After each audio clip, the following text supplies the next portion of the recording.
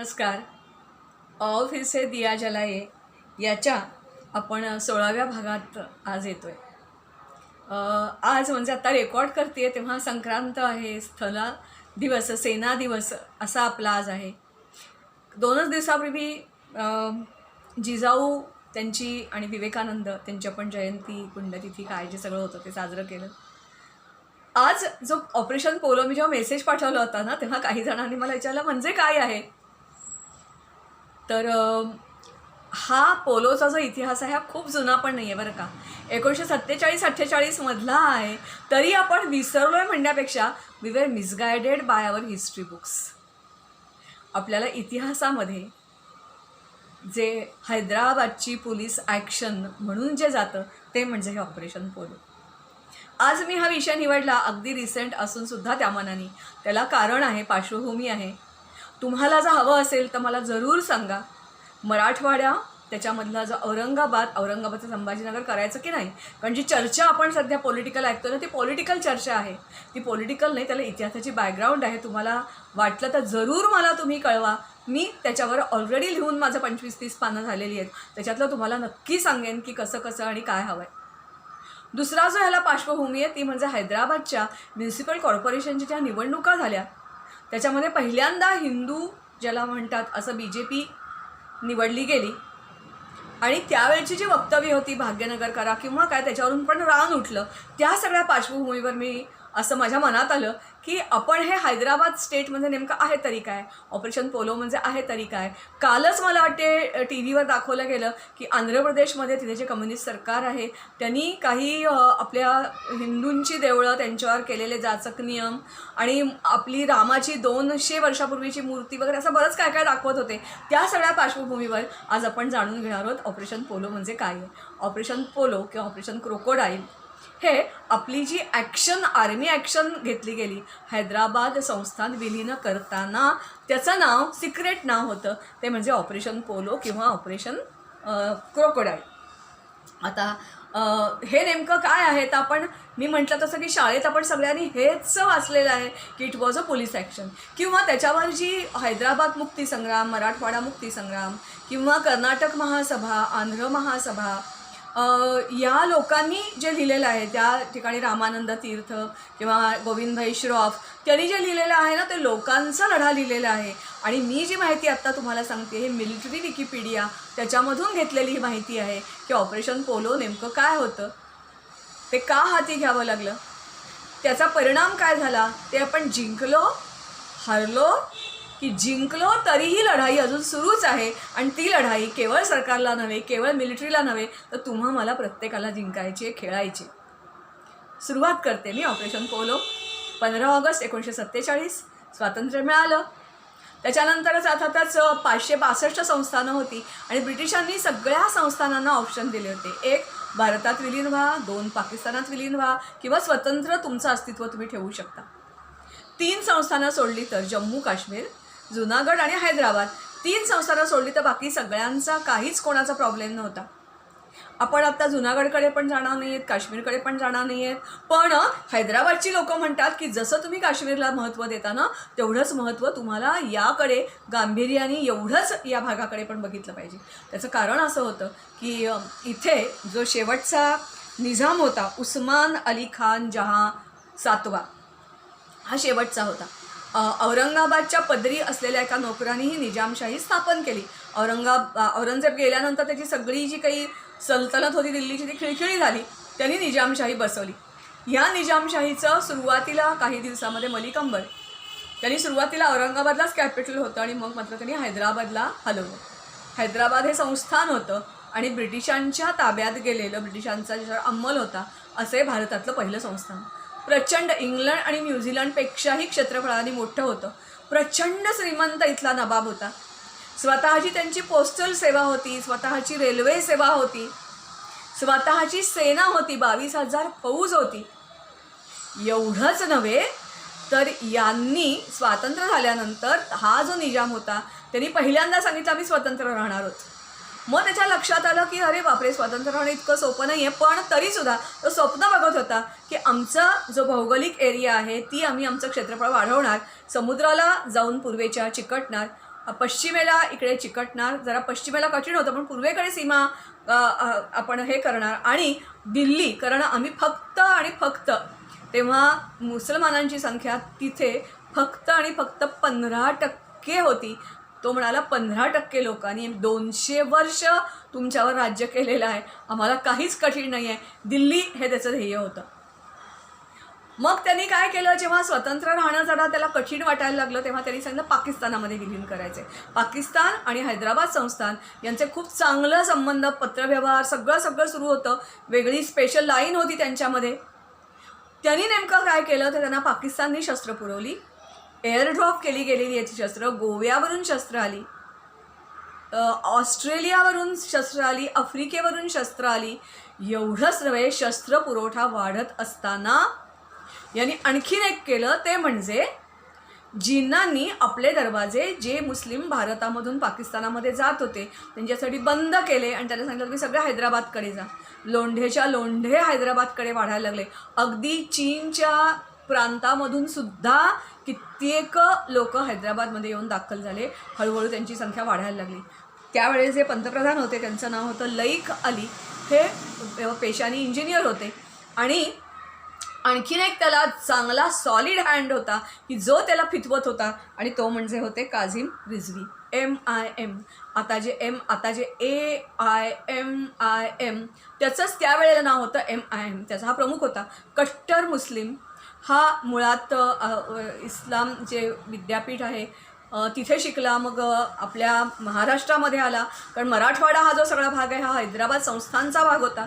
लातूरमध्ये त्यांनी वकिली सुरू केली. त्याला जो मिळालेला इल्लिगल पैसा होता तो हा सगळ्या MIMला दिला आणि खूप मोठ्या प्रमाणात 2 लाखांची फौज त्यांनी तयार केली. बघा, 2 लाखांची लढाऊ फौज तयार केली. याला सगळ्यांना शस्त्र कोण देणार होतं? हा निजाम पुरवणार होता. म्हणून तो सगळं जवळजवळ 200 मिलियन एवढे रुपये या निजामाने पाकिस्तानला पाठवले होते शस्त्र देण्यासाठी. लोक येत आहेत, हे येत आहेत. त्याच्याशिवाय बघा, हे जे अनेक्सेशन झालं किंवा जी लष्करी कारवाई पूर्ण झाली ती झाली 17 सप्टेंबर 1948. ते मराठवाड्याचा मुक्तिदिन आहे, स्वातंत्र्य दिन आहे. 17 सप्टेंबर 1948 स्वातंत्र्य मिळालं. 47मध्ये एवढा वर्षापेक्षा जास्ती कालावधी जो होता त्या कालावधीमध्ये प्रचंड प्रमाणावर हिंदूंवर अत्याचार सुरू झाले. प्रचंड अत्याचार सुरू झाले, कापाकापी, मारामारी. मी वेगळं सांगायची गरजच नाही आहे, तुम्हाला सगळ्यांना हे माझ्यापेक्षाही जास्ती चांगलं पाठ झालेलं आहे. आता हे सगळं करायला सुरुवात केली. याच्याशिवाय आम्ही आणखीन काही संदेश पकडले, ते म्हणजे यांनी कॉमनवेल्थला अर्ज केला की आम्हाला तुम्ही स्वतंत्र एनरोल करून घ्या. अमेरिकेचे प्रेसिडेंट, इंग्लंडचा जे कोण लोक होते त्यांना अर्ज केले की आम्हाला तुम्ही स्वतंत्र मान्यता द्या. त्याच्याशिवाय त्यांनी पाकिस्तानशी बोलणी सुरू केली की जर तुम्ही पाकिस्ताननी भारताच्या विरुद्ध युद्ध छेडलं उत्तरेकडे तर आम्ही इथे राहून आतून युद्ध छेडू आणि तुम्हाला मदत करू.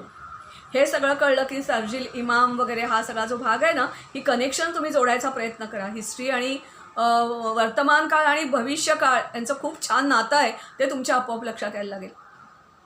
आणि हा संदेश पकडल्यानंतर अर्थातच वल्लभभाई पटेल प्रचंड अस्वस्थ झाले. माउंटबॅटन प्रयत्न करत होते त्यांच्या बोलण्याला फारसं. माउंटबॅटनचं सगळंच यावेळेचं जे वागणं आहे ते खूप संशयास्पद आहे. मजा म्हणजे राजगोपालाचारी आणि नेहरू हे पण मिलिटरी ॲक्शनच्या फारसं फॉर नव्हते. त्यांना वाटत होतं ऑलरेडी आपण काश्मीरला फ्रंट उघडलेली आहे, मग इकडे आपल्या आर्मीला लढता येईल का नाही, आपल्याला अंडर एस्टिमेट करत होते ते. मात्र वल्लभभाई पटेल हे अत्यंत दूरदृष्टीचे, म्हणून त्यांना आपण लोहपुरुष म्हणतो. त्यांना हा सगळा धोका लक्षात आला आणि मग त्यांनी थिमय्यांना ताबडतोब बोलवलं, जनरल थिमय्यांना बोलवलं आणि त्यांना एकच विचारलं की लष्करी कारवाई यांचं वाक्य पूर्ण व्हायच्या. थिमय्यांनी उत्तर दिलं येस.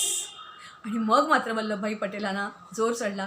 त्यांनी त्या ठिकाणी लष्करी कारवाई करायचं ठरवलं. त्याला जे नाव दिलं होतं ते म्हणजे ऑपरेशन पोलो किंवा क्रोकोडाईल. मी तुम्हाला म्हणते शाळेत शिकलेली पोलीस कारवाई ही शक्यच नाही आहे, कारण त्या ठिकाणी 1-2 नव्हे, आपली पण कितीतरी फौज होती. 2 लाख प्लस 22,000 प्लस म्हणजे निजामाची फौज. हे जे रझाकार त्यांनी नाव दिलं होतं रिझवीनी रझाकार. त्याच्याशिवाय त्यांनी ज्याला म्हणतात ना क्रिमिनल माइंडेड असे पठाण, अरब, उत्तर हिंदुस्थानामधले काही लोक, आफ्रिकनमधले काही लोक, असे ज्याला मर्सरीज म्हणतात, असे काही या निजामाने गोळा केलेले होते. आणि त्यांनी प्रचंड हैदोस घालायला सुरुवात केली. कापाकापी वगैरे सगळं सुरू झालं. एवढंच नव्हे तर त्यांनी भारताच्या सीमेच्या आत असलेल्या हैदराबाद स्टेटला लागून असलेल्या जवळजवळ 370 खेड्यांवर हल्ला चढवला. तिथेही त्यांनी जाळपोळ लुटालूट सुरू केली. ते कमी की काय, आणि मग त्यांनी आपली आर्मीची त्या ठिकाणी पोस्ट होती, ती पोस्ट जी होती ती पोस्ट ती पण त्यांनी रॅन्सॅक केली. ते केल्याबरोबर मात्र ह्या करियप्पा त्यांनी साऊथ सदर्न जी कमांड होती त्याच्याशी संपर्क साधला आणि त्यांनी ताबडतोब जनरल गोडो रड असं त्यांचं नाव होतं, त्यांनी ही सगळी स्कीम बनवली होती. म्हणून ऑपरेशन यांच्या नावाने सुद्धा ओळखलं जातं. त्यांनी ठरवलं नेहमीची सिक्रेट सरप्राईज हा सगळा पोलीस ॲक्शनही बिलकुल नाही आहे, कारण रणगाड्यांचा वापर झालेला आहे, तोफांचा वापर झालेला आहे, टेम्पलेट्स विमानं वापरलेली आहेत, बंबार्डिंग झालेलं आहे.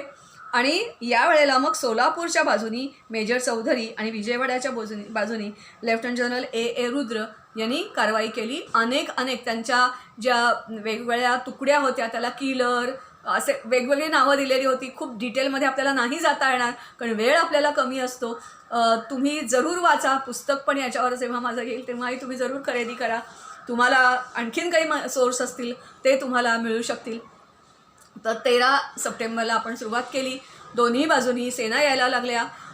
त्यांनी पण तयारी केलेली होती, खंदक खणलेले होते, ॲम्ब्युशस लावलेले होते, त्यांच्याही तिथे तोफा लावलेल्या होत्या. आपल्या सेनेवर अटॅक सुरू होता. 13, 14, 15 आपण मात्र कारवाई आपला हैदराबाद त्यांचं जे मूळ ठिकाण आहे तिकडे आपल्या फौजा सगळ्या पुढे सरकत होत्या. ज्यावेळेला आपल्या लक्षात आलं की तिथला एक नदीवरचा पूलही उडवून दिलेला आहे आणि सगळ्या रस्त्यावर खंदक खणून तिथे ॲम्ब्युश लावून लोक बसलेले आहेत, तेव्हा मग आपण दोनदा पुण्यावरून टेम्पलेट नावाची जी विमानं आपली होती ती आली. त्यांनी बंबार्डिंग केलं आणि रस्ता क्लिअर केला आणि आपली सेना हळूहळू पुढे जायला लागली. 16च्या संध्याकाळपर्यंत जवळजवळ चित्र क्लिअर व्हायला लागलं आणि मग 17 तारखेला मात्र संध्याकाळी 5 वाजता तिथला जो नवाब होता त्याने डिक्लेअर केलं की एकतर्फी युद्धबंदी जाहीर केली आणि लगेचच मग दुसऱ्या दिवशी भारताच्या वतीनं हे जे जनरल चौधरी होते ते आणि यांच्या निजामाच्या बाजूनी त्यांचे जे कोणी आर्मी प्रमुख होते ते ब्रिटिश होते, त्या दोघांनी करारावर सह्या केल्या आणि हे जे संस्थान होतं ते भारतात विलीन झालं. मात्र ही गोष्ट इथे संपत नाही. मी मगाशी काय म्हटलं तर सुरुवातीला बघा, ऑपरेशन संपलं असलं तरीसुद्धा हे जे रझाकार 2 लाख होते तर त्यांच्यापैकी काही सगळे मारले गेले नव्हते. त्यांच्या ज्या फौजा तोफा बंदुका होत्या 1 ते 1.5 लाख बंदुका त्या त्यांनी कम्युनिस्टांना दिल्या.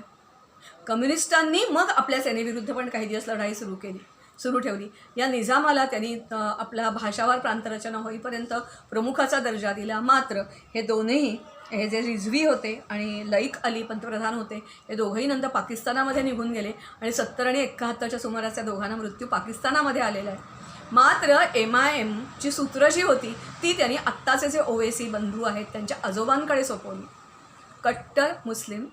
परत बघा, आम्ही फक्त 16% 200 वर्ष 85% लोकांवर राज्य केलं आणि म्हणून आमचं अंतिम ध्येय आहे दिल्ली असं म्हणणारे हे ओवेसी कट्टर मुस्लिम. त्यांची लोकशाहीवरची निष्ठा, घटनेवरची निष्ठा.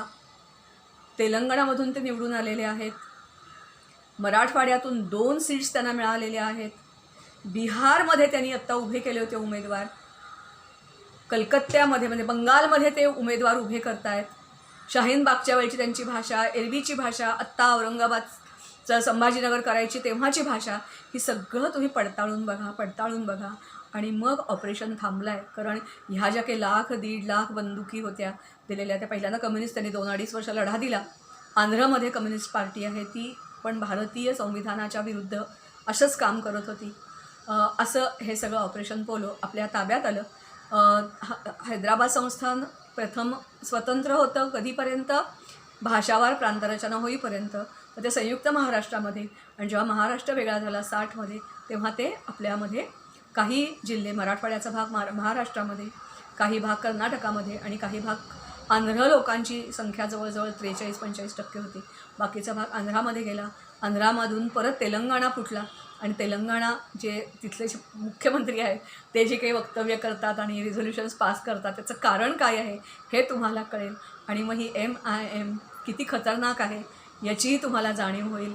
आणि मी म्हटलं तसं की मला जेव्हा काही जणांनी मेसेज पाठवले what is operation polo, operation पोलोमध्ये नेमकं काय आहे, तेव्हा मला वाटलं अरे माझ्यासारखंच त्यांची स्थिती आहे. पण मलाही मी शाळेत असल्यापासून पोलीस ॲक्शन एवढंच मला माहिती होतं. त्याच्यामागे हा सगळा इतिहास आहे. हे ऑपरेशन संपलं, पण खऱ्या अर्थाने विजय खूप दूर आहे आणि तो विजय गाठण्यासाठी तुम्हाला आणि मला प्रयत्न करायचे आहेत. असं हे ऑपरेशन पोलो. धन्यवाद. सगळ्यांचे आभार. सगळ्यांना विनंती, जास्तीत जास्त ही माहिती लोकांपर्यंत पोचवा. आपल्याला जागं होण्याची गरज आहे. खरोखरीच फिर से दिया जलाए आपल्याला करायला हवं आहे. सबस्क्राईब करा. धन्यवाद.